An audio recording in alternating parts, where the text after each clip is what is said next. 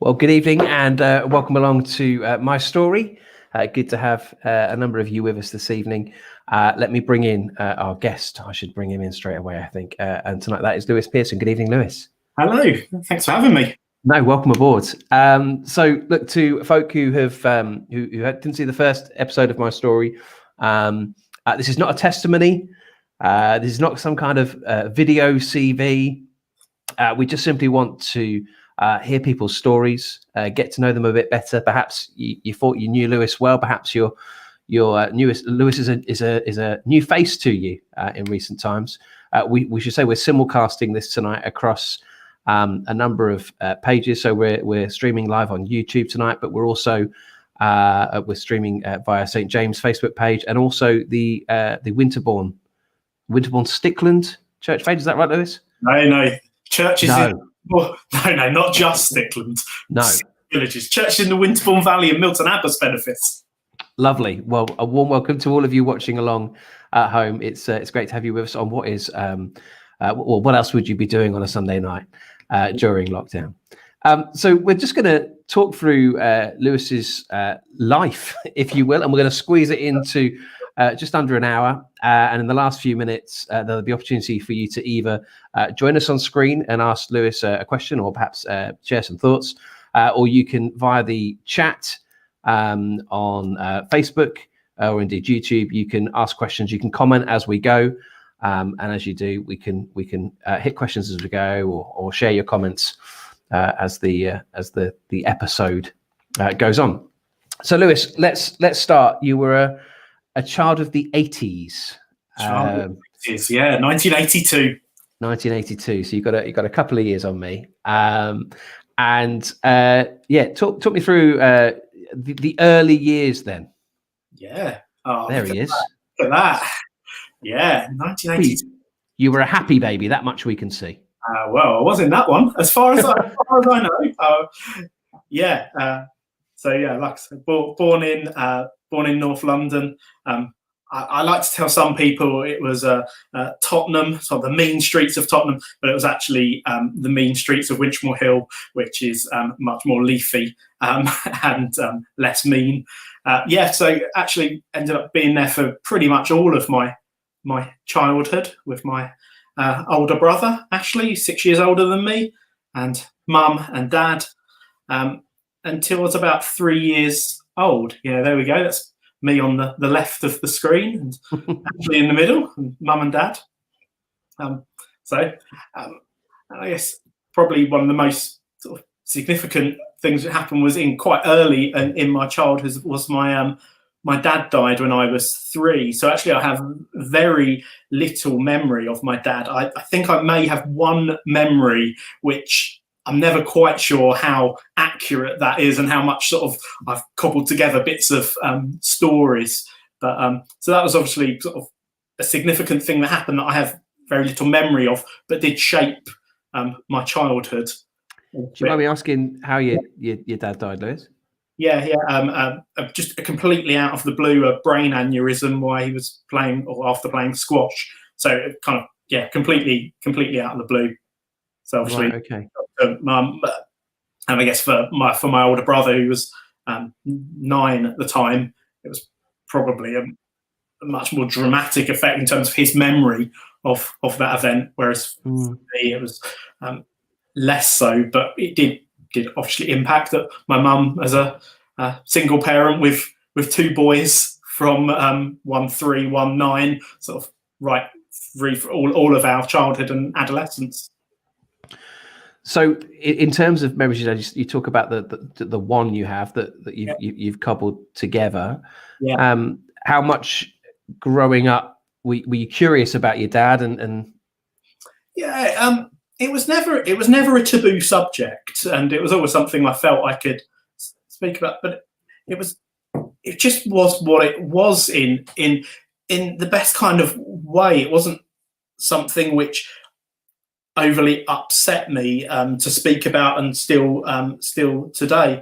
But I think probably actually what was unusual, and maybe less unusual today, that I was quite aware that I was living in a single parent family at a time where I guess that was slightly less common than it might be today. And I was quite aware of my friends and their dads. So that was sort of something which I was aware of anyway. And how much, I say miss because you never really knew anything different, but do you think you missed out in terms of having a father figure there as a youngster? I've never felt that way at all. I guess in some way, having a brother, a significant period older than me, he was an older brother, but in some ways and at some periods almost had sort of some fatherly input in the way that we related to each other. So I guess in the same way as you might phone your dad if you need to know how to fix something or you don't know how to do this, I would always turn to Ashley. So it didn't feel like I was missing out, but we had kind of maybe a slightly different relationship because of that. Is that still the case now with Ashley? Do you go to him for DIY advice? Yeah, less so than I did, but yeah, he would still be. He used to get sick of being my IT support. If anything ever broke with my computer, I'd be straight on the phone to him going, "Why won't this work?" I think he got pretty sick of that pretty quickly. Okay, so obviously no dad around, but let's talk about your childhood. What were your interests as a youngster growing up? Mad sports fan. Nothing's changed there. Just every waking moment, I'd be in the garden playing football. We lived opposite my school, which had a big school field, and there was always a hole in the fence. So I was over there. As soon as I was home from school, I was changed with friends from sort of around the block, just kicking footballs around. We had 2 perfectly positioned trees. We didn't need jumpers for goalposts. We had 2 trees, which did the job for us. Perfect. And I mean, that was what I did all the time. And was your brother into football? Is that how you were so enthusiastic? No, Ashley absolutely hates all sports. Right. We share no similarity on that at all. So no, he was very much not over there. So what got you into football? I don't know. Maybe it's just something kind of inherent within you. I have no idea. I just always did it. And if I wasn't doing it, I was watching it. I remember having 3 or 4 VHS of various football things, which I would just watch, cycle through them constantly. I knew the commentary of them all off by heart, as did my mum. In my childhood, as I look back in my childhood, I look back with nothing but really, really happy memories. Mm. Yeah. Talk to me about school. Were you a studious kid? Yeah, I always did okay at school. I was kind of sort of middle of the road. Really didn't particularly struggle. I wasn't at the top of the class, sort of making myself shine in that way. So I kind of went under the radar, I think, very much at school. But primary school was okay, and yeah, kind of just got on with it. It was sort of reasonably happy time for me. You've I mean, I should explain myself and Lewis have developed quite the friendship over the last decade or so. So forgive me if I kind of dip in and out of that. But you've talked about being quite introverted to me down the years. Were you as a child socially? How were you?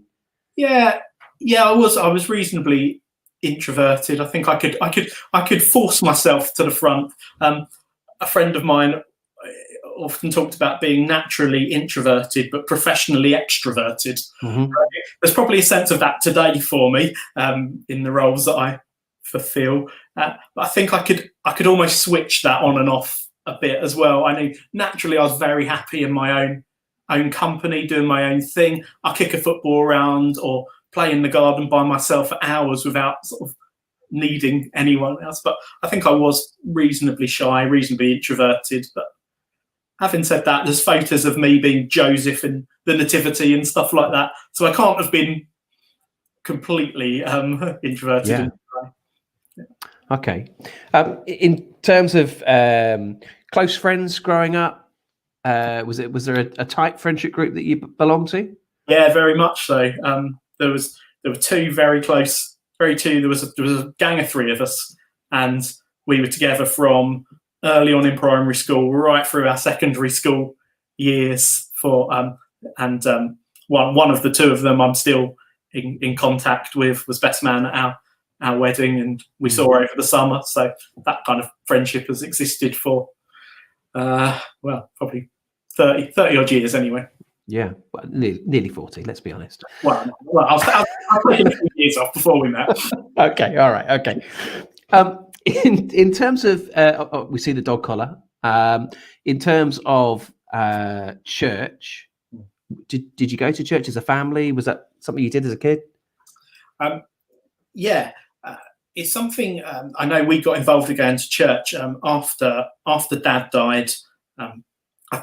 I think I'm right in telling. I think I'm telling this story right, but I think the minister at the local Baptist church, which was sort of 5 minutes walk from our house, offered Mum some sort of support during those early days of bereavement, and we got involved in the church because of that, and also my brother had joined the Boys Brigade, which is like Scouts for people that don't know, and I did that later on as well. So we kind of fell into church, but for me, I don't remember that process of falling into church. It was just something that was there for me from a young age. We were very much part of it. A lot of our friendships and family friends were related to the church there in Winchmore Hill.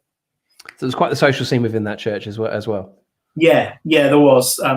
It wasn't a massive church, but there was a good kind of scattering of children and teenagers and people of all kinds of ages. And I guess in some ways they were like they very much were an extended family. Some of those people were like the aunts and the uncles and the grandparents that I didn't have.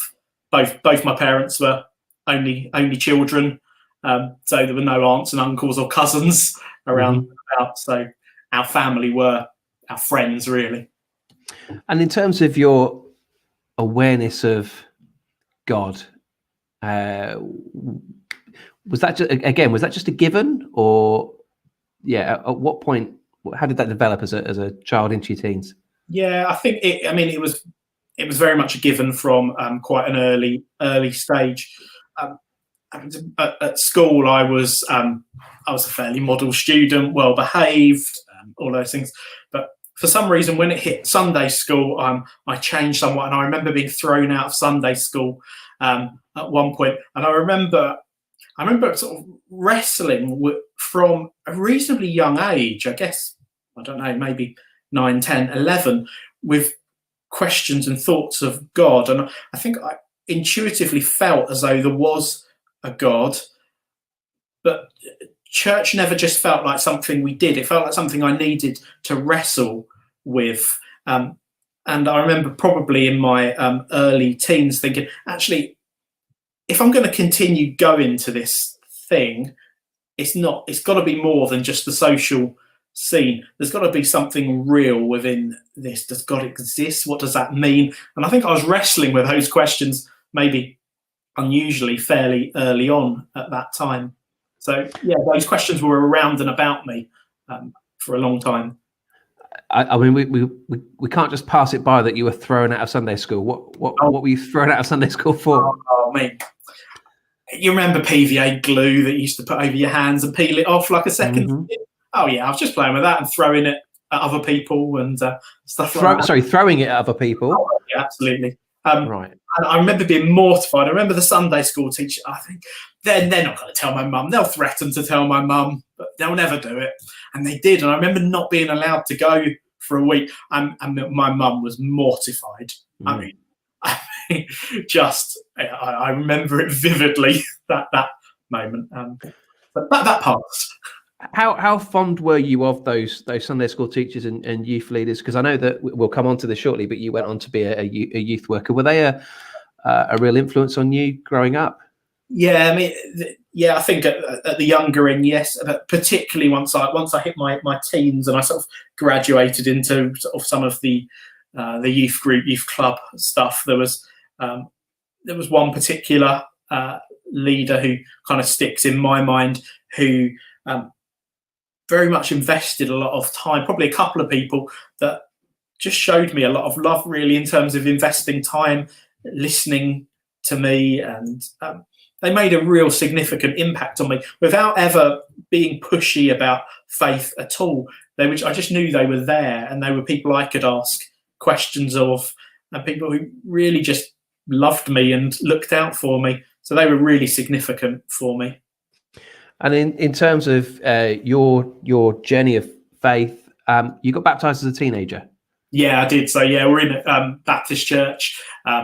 Baptism happens slightly differently, quite often at a slightly older age. So I think I was 13 or 14 at the time, baptized by what they call full immersion, so completely under the water, freezing cold water, and completely, well, not completely by chance, I don't think, but Joe was baptized on the same day as us. We were three candidates being baptized, so that's sort of a slightly strange to sort of look back on that. But I remember that being a very significant moment, and almost having an awareness that this was leading to something more.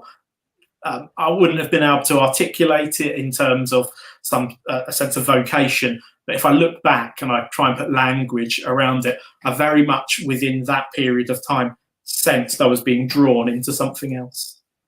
We should. I mean, I don't know how old you were in this. This is what I like to call the Zoolander picture. I call this. This is my boy band pick. Right. Okay. I mean, if Facebook existed, this would have been the profile pic. For sure. I think I was about 16.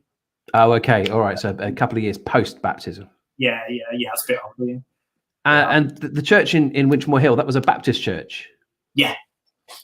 So, I mean, we're all one church, but slightly different vibe to things there than perhaps you're accustomed to these days. Yeah. Slightly different vibe. It wasn't sort of particularly kind of hard line or really strict on, in some sense, some people might imagine those type of churches to be like. It was a really loving, caring place. Probably I've changed a lot since those times, and I might struggle more in that environment these days. But for me, it was a very nurturing place. Okay. Talk to me about so let's go to GCSEs. Oh yeah. How did you fare academically, and what were you thinking? What was the plan? Sorry, I've just seen Jackie's comment pop up. Lovely comment. Lovely, yeah. GCSEs I did okay. I kind of I probably loafed through it a little bit, but I got kind of what I needed in terms of grades to move on to the next thing. I hated secondary school. By the time I'd got GCSE to year 11, I was past it. I really didn't like. I had a really tough 2 or 3 years, just for no real reason. I was just really fed up in the place and was ready to move on from there. It was a tough school in some ways, and I didn't really ever felt like I fitted in that place. Okay, so what were your ambitions at that point? So I was going to do A levels. It was kind of a bit of a given that that's what I was going to do. Had no idea really what I wanted to do in the future. Probably I was thinking something related to sports. Yeah, that would kind of very generally, maybe a PE teacher. Mm-hmm. That's I don't know what you do with sports if you don't become a professional when you're thinking about this at 15, 16. Yeah. The PE teachers were pretty cool and trendy. I thought, yeah, I could do that. So did my GCSEs and then went off to do my A levels at college, which was a real turning point in terms of getting a really good group of friends, a really good social group there, and I really enjoyed my 2 years. Probably enjoyed my 2 years there a bit too much socially. Probably didn't do as well in the A levels as I could have done, but I don't regret it. I look back, it was good. It was good times, and I did okay. What were you studying? I did sports science, human biology, and psychology. Very good. And grades? This is not a CV, but I'm just intrigued. BCD. So. Teachers were a little bit frustrated with me that I probably should have been a grade higher in most of those, but it is what it is. So you finished college.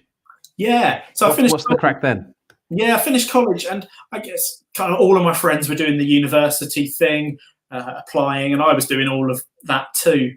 And I can't quite remember the sequence of events, but it just kind of felt like I was falling into that because that's what you did. But I was away on sort of Christian holiday thing called Spring Harvest that some people will have heard of. And I remember there was like stands and stalls of different charities, and I happened just to be wandering past one, and sort of somebody grabbed me just to chat, you know, in that slightly awkward way you made eye contact for too long. And I just got chatting with them, and they were talking to me about this gap year program with what's called Oasis Trust at the time. And for whatever reason, it just really grabbed me of doing a gap year working for a charity placed in a local community and just getting involved with what they were doing. So I kind of put the whole UCAS university thing on hold and jumped on board with doing that. And like I said, I was reasonably shy and timid, and that felt like a really kind of quite a significant thing to commit to doing that for a year. So that's what I ended up falling into. So in terms of your faith, because the journey a lot of teenagers go on is they might at 13, 14 get baptized and then kind of drift along with things, or were you still asking those big questions that you had been as a kid? Were you still an inquiring mind? Yeah, really, very much so. And I think I was falling into leadership positions at a very young age. People were sort of moving on from the church to do other things, and I was just felt very naturally sort of think, oh, I'll do that. I was sort of stepping in and running the youth group at 16, 17, right. Which now feels slightly odd, but at the time felt very natural, and I was volunteering, doing different things. So there was a sense of natural progression to beginning that gap year with Oasis. Let's take a look at your year out with Oasis then. Here you are. In fact, I've highlighted where you are. I think that's you. Yes, looking very rosy cheeked there on the top left. Very rosy cheeked there. Yeah. So that was where were you? So that's the cohort of us who were all on our training week before we were sent off to different places around the country. The young lady in the green jumper in the middle was my teammate Amy. The two of us worked together, and we were sent off to the East End of London to a place called Custom House, which is sort of right in the inner city near sort of City Airport, where Excel is now.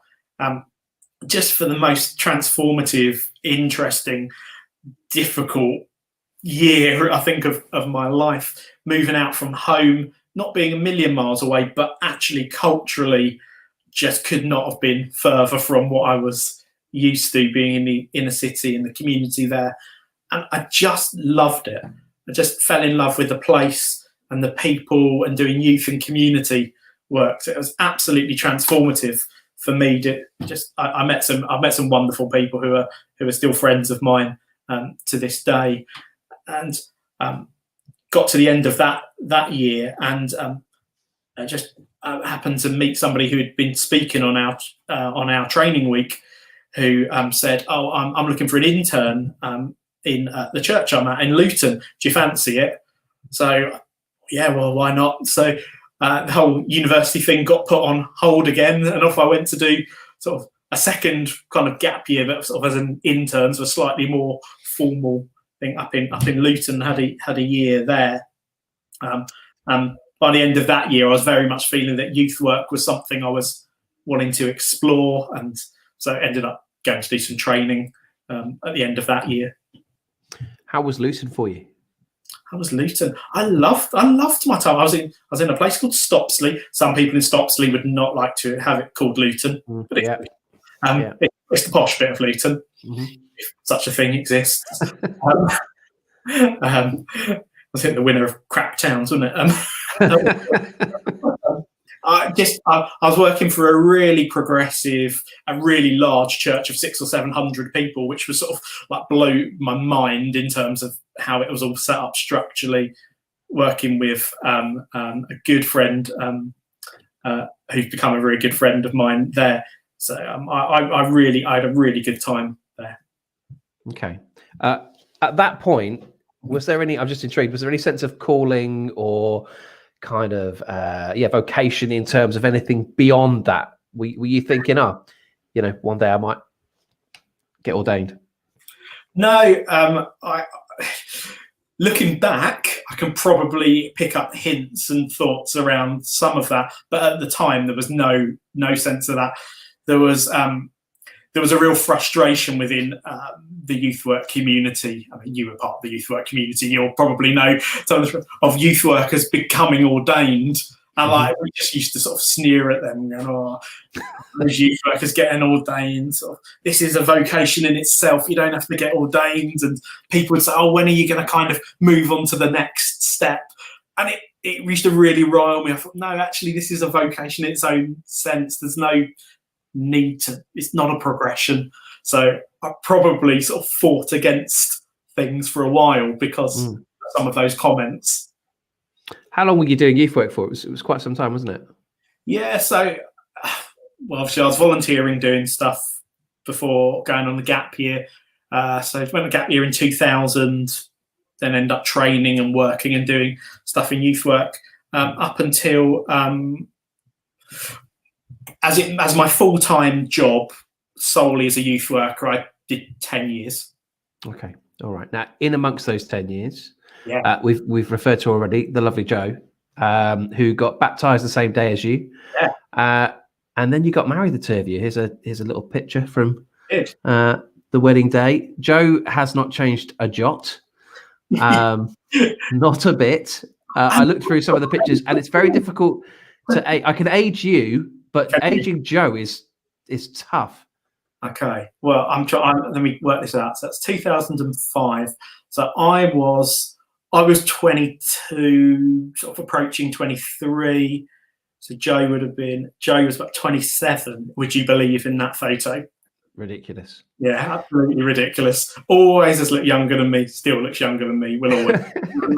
Yeah. So obviously you were at the same church growing up, the two of you, and you've gone off and you've done all this stuff years out, and then youth work. Where was Jo in all that? Yeah. So I sort of take it back a little bit. Yeah. So Jo, you're kind of working out on that gap between us. Jo was sort of in my brother's group of friendship, really, within the church. So I sort of knew of Jo as being part of Ashley's friendship group. And a lot of Ashley's friendship group had sort of moved on to different places, doing different things. But Jo had stuck around helping lead different things like within the youth work at the church. So we kind of got to know each other through that. And then it was a bit of a, oh no, she's a few years older than me. I can't, surely this can't be. There was a bit of back and forth around that. But we got together literally just before I went on my gap year. So we were together for a few months. Then I went off to London, up to the East End of London, and then another year in Luton, and another 2 years in the East End of London. So we were together for quite a while, although sort of slightly distanced for a good period of time. Well, she must have rated you, mate, to follow you to to places like East End of London and Luton. Well, she didn't follow. I mean, she was back in. She was back in lovely leafy Enfield at the time. So we were. Oh, I see. Okay, yeah. The long distance. Well, it wasn't that long distance. It felt long distance. Mm. I mean, I didn't have a mobile phone during most of this, so it felt long distance. So we were together for about 5 years before we got married. I don't think in all the years I've known you, I don't think we've ever had this conversation. I was about to say who proposed. I'm assuming it was you. How did that happen? The proposal? Oh, this is good story. I'm surprised we've not had this conversation. Yeah, maybe we have. Oh, I mean, let's take this back. So I was ready to propose, and we were going on holiday, and we decided we were going to go to Tunisia, a little jaunt off to North Africa, and I think I'd been at Jo's house, and I'd found one of her rings, which I assumed was for possibly the right finger. I remember trying it on my own finger, trying to work out a bit of a deal with sizing. I remember going off to get the engagement ring and hiding it in my suitcase as we went off to Tunisia. So picture the scene. We're in North Africa. We've got a beautiful kind of white beach. It's sunset. So it's not sunset, it's nighttime. The moon's kind of glinting off the water. I get down on one knee, get the box of the ring out, I pop the question, and Joe looks at me and says, "Are you being serious?" Oh. If something's going to knock a man's confidence, it quickly turned into a yes, and she assures me it was just a nervous response. Okay. So Okay. that was Lovely stuff. Yeah. Lovely stuff. All right. So you get married at you say 23? Yeah, 22. 22. Okay. You move in together. And how soon before Matthew came along? So Matthew was born just over 2 years after we'd been married. So we're still living in North London at that period of time. Yeah. So Okay. yeah, Matthew arrived all in a bit of an emergency, kind of 5 or 6 weeks early. Joe wasn't very well, and Joe ended up in intensive care, and Matthew was in special baby care. So it was all a bit dramatic at the time. All in the end. For a lot of people, the arrival of a child is a game changer in terms of their faith, and in terms of thinking more about creation and indeed our mortality, perhaps at the same time. Did that have the same impact on you, given that you were already of an inquiring mind and clearly quite a thoughtful kind of spiritual guy? To be honest, I'd like to say yes, but all I remember is being really sleep deprived, and those first years were such a blur in my mind. To actually piece anything together feels of an impossible task. So perhaps I had a few years off from deep thinking. Fair enough. So let's sort of nip back to your career then. So you're doing youth work. Yeah. You've been doing it for about a decade. Yeah. Now, was it a case of just you were getting too old? What led to the step away? No, I certainly wasn't getting too old. No. Many older youth workers who were still doing an absolutely amazing job. Yes, indeed. I found myself really falling into some slightly different interest areas within the church community. I was really becoming interested in families in a much broader sense, but particularly in how do we speak about faith and church to people who aren't part of that circle? What does faith mean to those on the fringes of church? How do we have a language for that? And what does that look like in terms of structure? What does a gathering of those type of people look like? It's what has now been termed fresh expressions of church. It was a very new kind of phrase at the time that's been slightly hijacked on it. But I was sort of really reading around that and reflecting a lot. And I was already starting to look at those areas. So I sensed my time, particularly at the church where I was working and the charity I was also working for at the time, was coming to an end. So I knew it was time to look for something else. And you spotted an advert for a community worker role. I did, yeah. There was this weird advert in the back of Youth Work magazine for some place called Aldershot or something like that. Anyway, up in where I have no idea where it was, but the advert grabbed me because it was really vague. It had 2 or 3 ideas going, we haven't got this sorted, we don't really know what any of this looks like, but we know we want to engage with our local community. We want to kind of think about faith differently. And I think there was another strapline that I can't quite remember now. But I remember thinking, that is beautifully vague and is very much the kind of things which I'm interested in and exploring. So I remember looking at the job there and looking at another youth work job at the same time somewhere else and being interviewed for both of them sort of quite close together.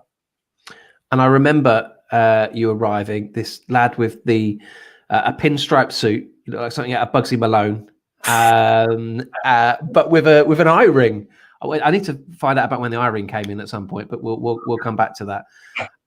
That was a step away, that role, from youth work to dealing with fully fledged adults. Was that a refreshing change for you? Was that something you found daunting? Yeah, what were your thoughts around that change, that shift? Yeah, I mean, in some ways the job shift was somewhat daunting, but I think felt like a good fit. Reasonably quickly, it felt like a really good fit for me. Leaving London and the place where I'd spent all of my life, apart from a year in Luton, to move to Alderholt on the edge of East Dorset, in the village there, felt like was a huge culture shock for Joe and I, and with Matthew, who was I think he just turned 3 at the time.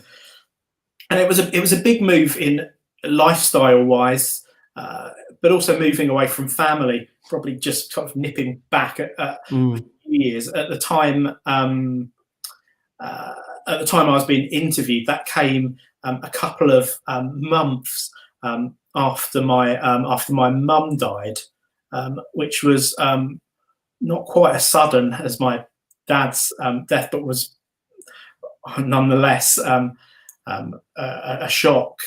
She got leukemia and suffered from that for about probably about 9 or 10 months before she died. And Matthew was very little at the time, and she was in hospital in London, in the city. And I remember travelling backwards and forwards during those periods of time. So obviously, when things like that going on, family around you are very close.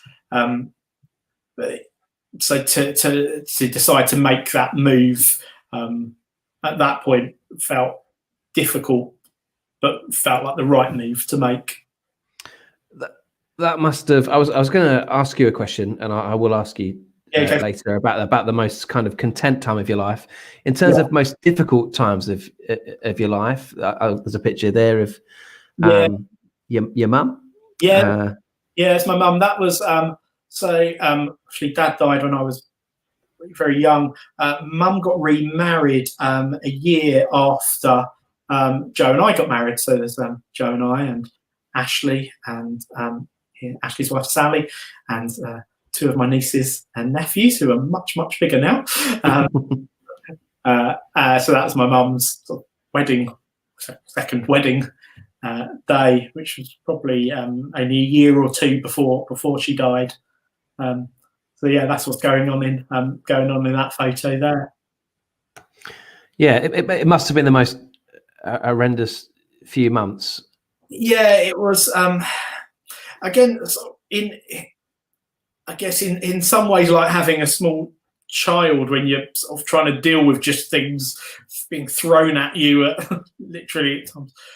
It feels like a really sort of numb and blurry period of time. And I remember sort of making the train journey up to the hospital, and I think there was a bit of denial in me that I thought, oh, she'll get better, because I guess this is a bit morbid, but I guess death and bereavement had been part of my life. Really, I'd lost a lot of dad and grandparents stuff, and it just been around me and not really affected me in a lot of ways. So I guess I've always had quite I don't know the right words, but almost, death has just been one of those things which has always kind of punctuated my life at points. But obviously that was a really significant and difficult period of time. Did it rock your faith in any way? No,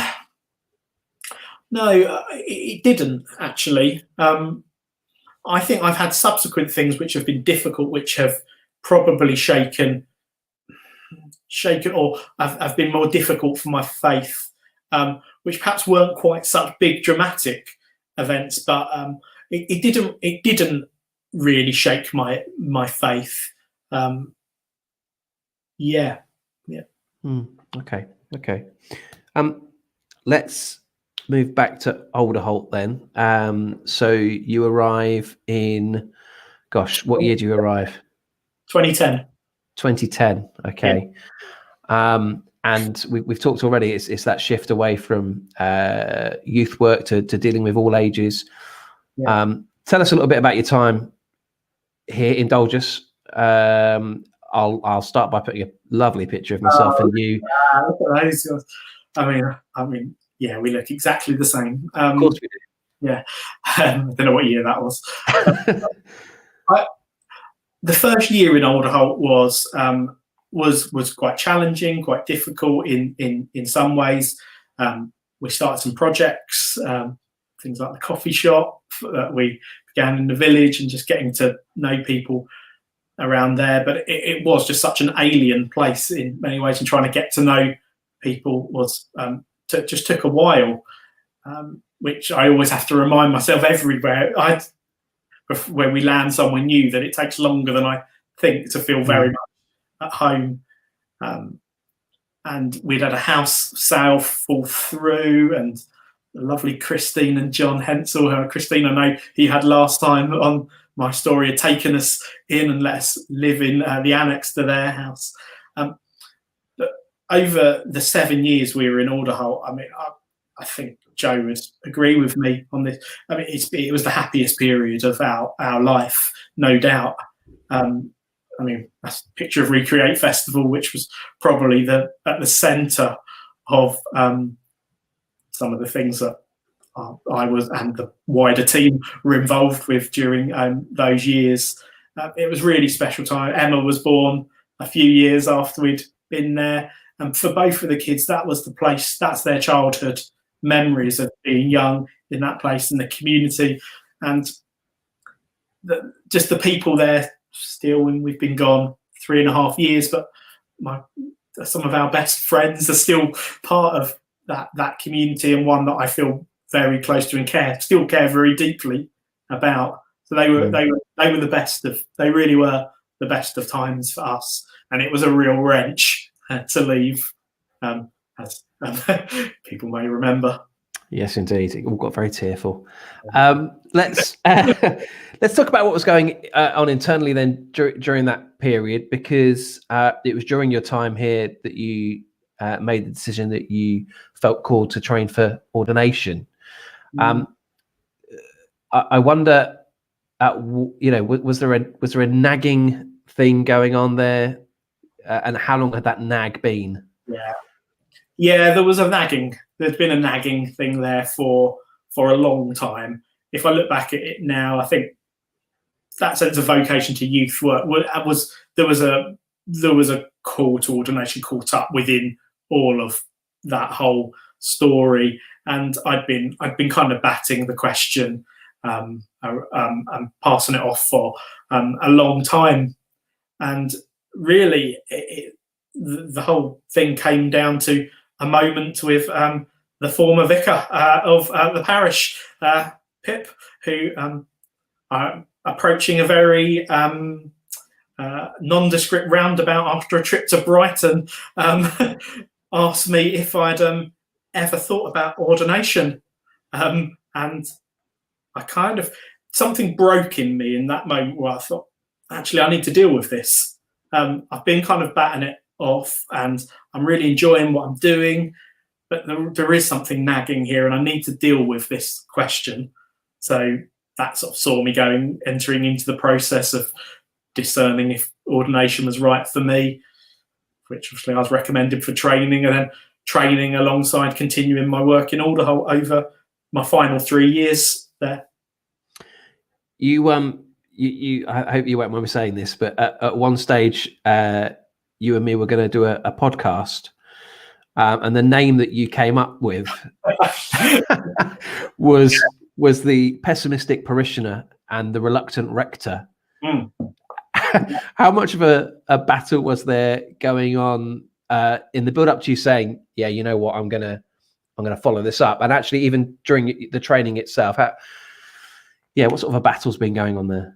Yeah, massive. A battle between kind of to some degree the projections people make of you as a member of clergy, as now a rector, formerly as a curate when I was in Poole, and kind of wanting to break free of some of those stereotypes was a battle that I was working through, and I still kind of battle against some of that today, whilst being really aware that the whole trendy vicar thing is awful and should be avoided at all costs. Well, well done on avoiding it. Thank you, Mike. Yeah. So the training was pretty full on to be doing alongside the work you're doing as well. Yeah, it was. Was it the first kind of academia you'd revisited since A levels, or?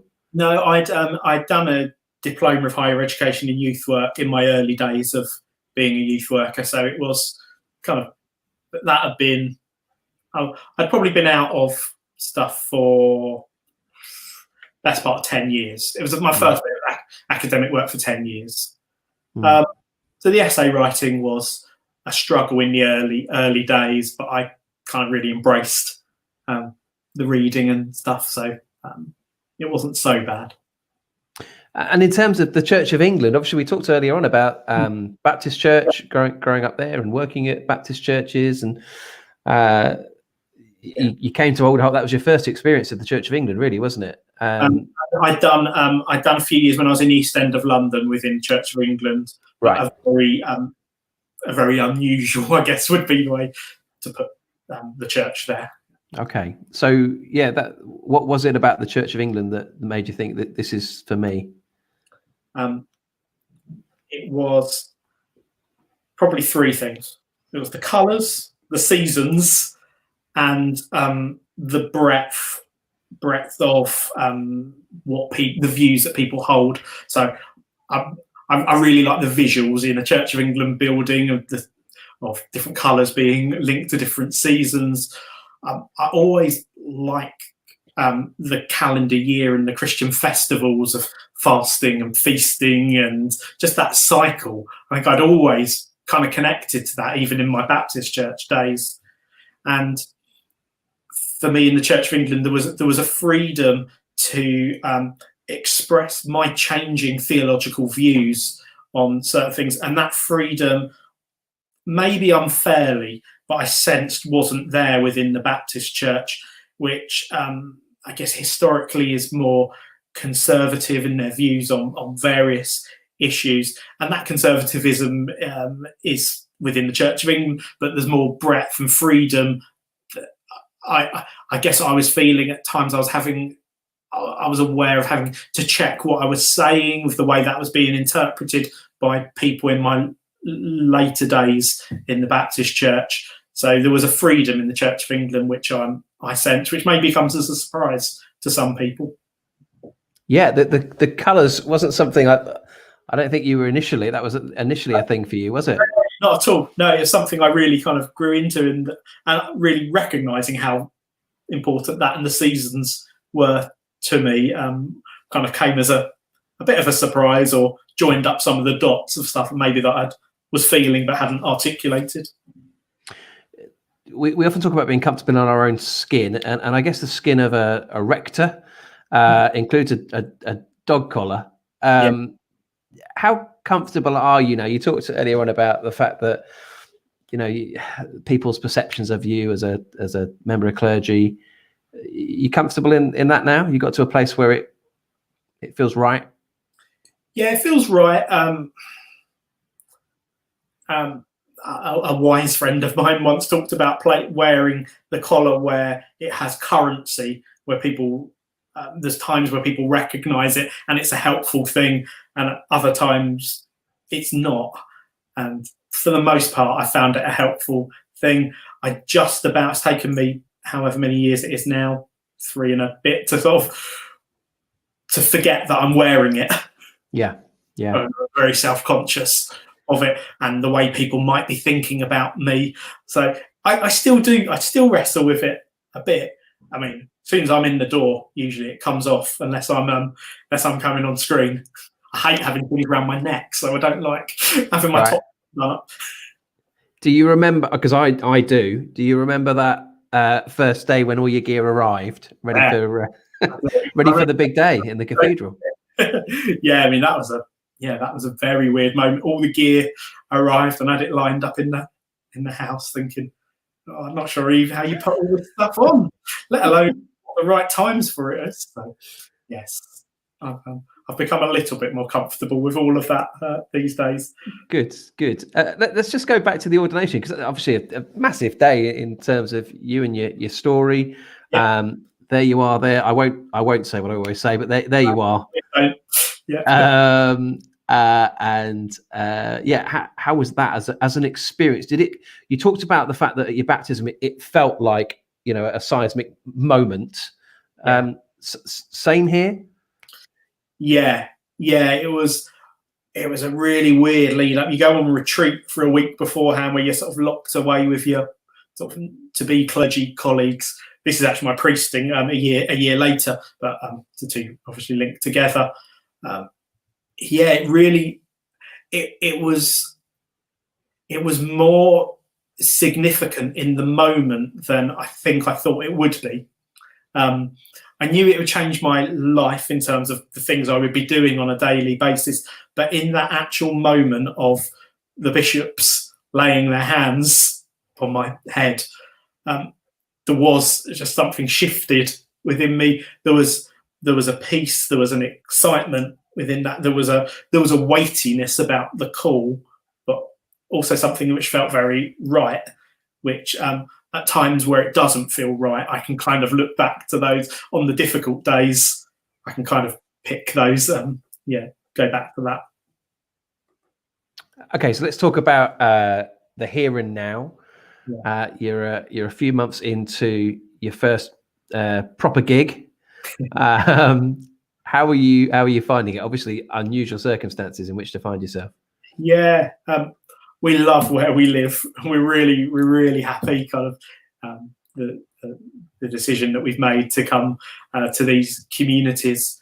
I just wish things were different, like we all do. It would be lovely to be able to meet more people and to gather and to maybe begin to think about some of the ideas that people have in the communities around us.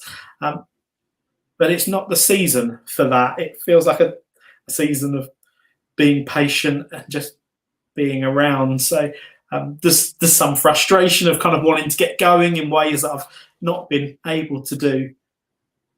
But there's probably some healthy stuff about not trying to do too much too quickly. And it is a learning curve. Moving anywhere new is a learning curve. But sort of having sole charge of a parish for the first time, or 6 parishes as it is, and 6 buildings, as well as a few other bits and pieces that I do. There are things that I've not done or things that I've had to relearn for the first time. So in a sense, having a bit of space to be able to do those is probably no bad thing, but it is a frustrating time and a difficult time for all of us. Sure. I'm going to put a link up if folk want to come in and ask a question. We can put you live with the two of us. If you would like to come in and ask a question or make a comment to Lewis, say a quick hello to him while you're watching. I know we've got a good number of folk watching along. So feel free to do that, or you can add questions and comments on the chat on either YouTube or Facebook. It would be great to have your questions to Lewis. While we're waiting to see if any come in, Lewis, you talked about Older Holt as being kind of the happiest time. In terms of contentment, when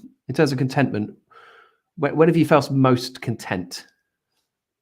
I was having this conversation with someone the other day. I think it was in Older Holt, but it was probably in the middle years that we were there.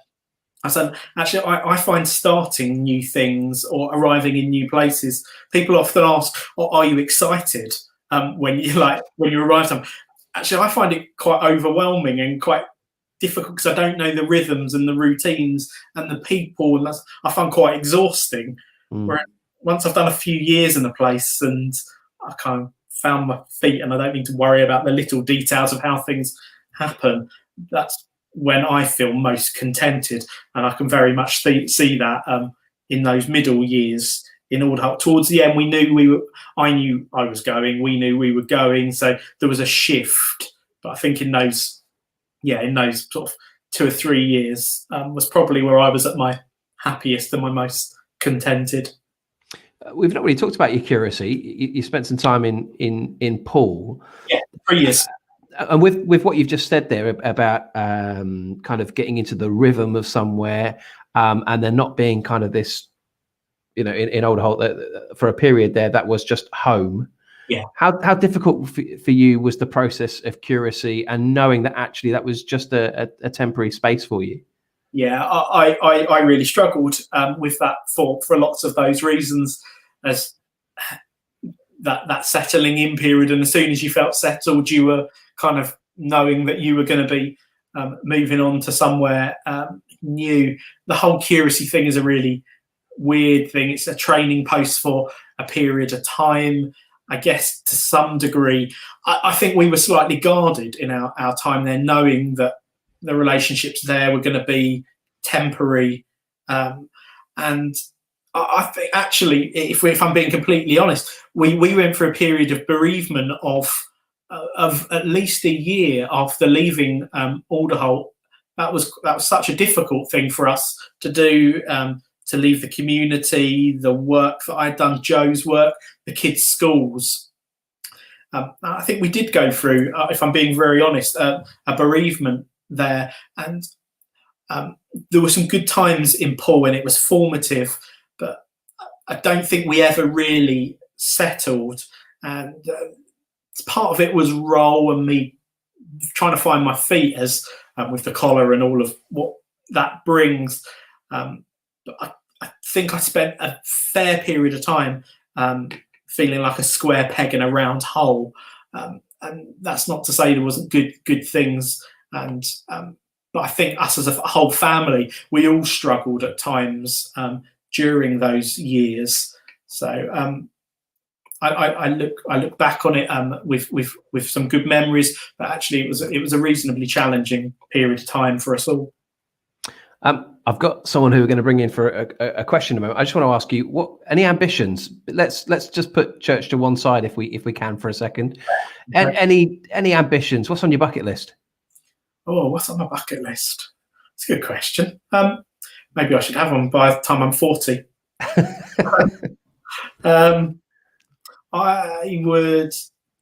I really want to see the Northern Lights. It's on my it's something I'd quite like to. I'd very much like to go and see.